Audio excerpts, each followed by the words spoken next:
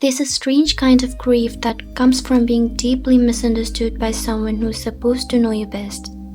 It's not loud, it's not dramatic, it's quiet, lingering, like a conversation that never quite ends.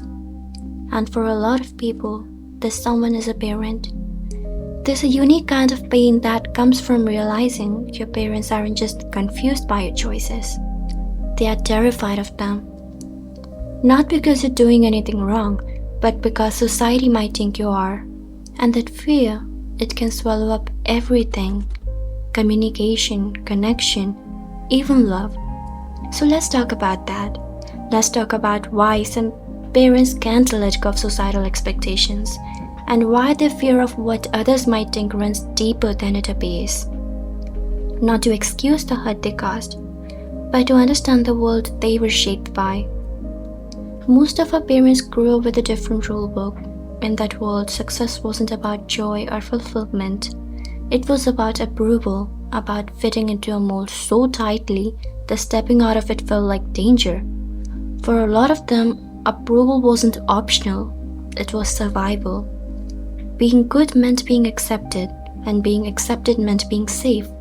So when you show up living your life authentically, whether that's your career, your identity, your clothes, your Instagram bio, they don't see freedom, they see risk. They see you walking into a storm they spend their whole lives trying to shield you from. Because in many cultures, especially collectivist ones, your identity isn't just your own. You're someone's daughter, son, brother, bride, or reputation. It's not just your life, it's the family name, the community standing, the legacy. And those aren't just words, they're survival strategies, especially for people who have limited choices and a lot to prove. Many parents don't have identities in the way we think about them now. They have roles. Roles like a good son never questions his father, or a daughter's success is a family's respect, or sacrifices love and respect as obedience. And these roles, they don't have room for nuance. They don't come with terms and conditions or hey, maybe this isn't working anymore. So when you live in a way that doesn't align with those roles, you're not just different, you're disruptive. You're poking holes in a system they've been standing on their whole lives. And if you're right, what does that say about the 40 plus years they spent following rules you're now walking past like a mildly inconvenient pothole? That's not just uncomfortable, it's destabilizing. Acknowledging your freedom might mean they have to confront their own pain, their own regrets, and the society that told them there was only one right path. At some point, what will people say stops being about other people. There's no actual person judging your haircut from a rooftop. There's no unspoken counsel reviewing your relationship status and GPA. But it still feels like there is. Because society's voice moves in.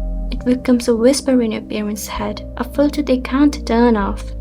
Even when no one's watching, they feel watched. Even when you're just living, they feel ashamed. Not because you did anything wrong, but because they were taught to fear judgment more than anything else. Even more than their own children feeling unseen. Let's say they do hear you. Let's say you explain yourself perfectly.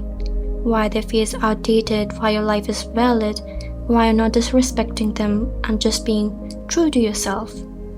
Let's say they hear all of it. If they accept it, that means questioning the very foundation they've stood on for decades. It means wondering, did I make unnecessary sacrifices? Did I live a life I didn't want just to be accepted? Is everything I believed in maybe not the only truth? That's not a conversation. That's an existential meltdown. And most people don't have the tools or the emotional space to go there. So they hold on tighter, they dig in deeper, not because they hate you, but because questioning you means questioning everything. This is the part where I'm supposed to offer hope, some neat little takeaway, a resolution. But honestly, there isn't one. Not a clean one anyway. Maybe nothing changes, maybe they never fully understand you. Maybe the approval you secretly crave doesn't arrive the way you hoped. But maybe you change. Not by giving in, never that. But by letting go of the need to be seen in a certain way, or the hope that they'll undo years of conditioning overnight, you can still hold your boundaries, you can still protect your peace, but maybe now with a little more clarity, a little more softness, a little less, why can't you just get it? Because some people are too wounded to see clearly, and some ghosts aren't yours to fight.